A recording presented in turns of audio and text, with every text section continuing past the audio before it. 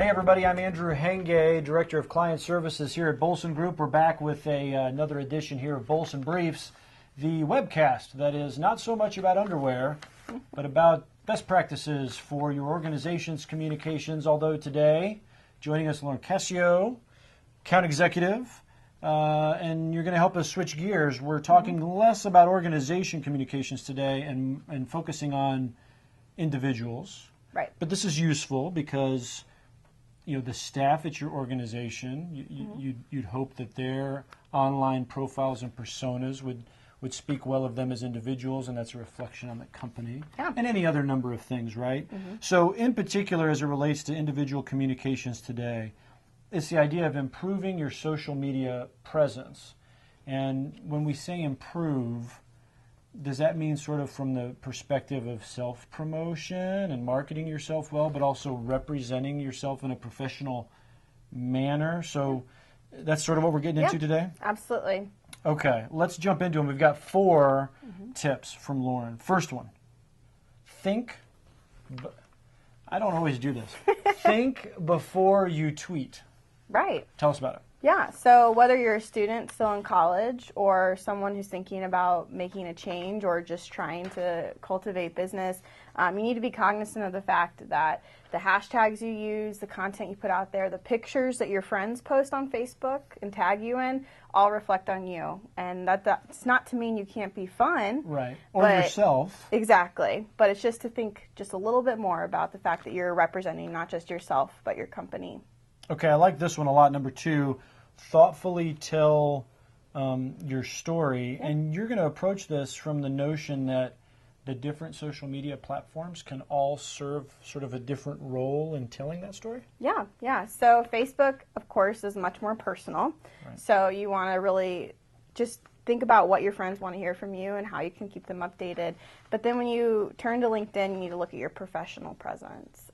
So an incomplete LinkedIn profile, that's a missed opportunity. You're not telling your whole story. It's work you did. It's work that could make a potential client or a potential employer really excited about working with you. So you need to tell your whole story. And then Twitter's a great opportunity to talk about a variety of subjects in a variety of platforms. Your interests and the things that sort of make you who you are. Hobbies, etc. You wrote here, don't sell yourself short by cutting your story short. So do you mean that we should be on, and maybe we're going to touch on this in one of the future tips here, but should we be on multiple platforms if we're comfortable doing that? Is that what that's sort of about? Yes. I think you should be on the platforms that make sense for your interests. But going back to the first point we made, you think before you do it. Think, is this a story I want to tell? Are the people I want to talk to on this platform?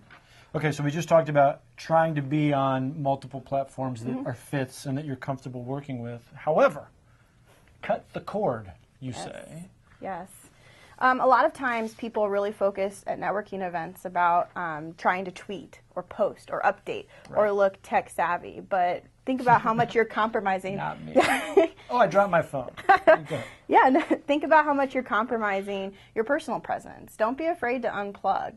Plan a few tweets prior, tweet some interesting visuals, but don't be so isolated on your phone that you forget where you are and who you're talking to. And so it's like social media, right? If you forget the social part of your life, what are you going to put on the media, or what will the media be, or something to that effect? Okay. Right.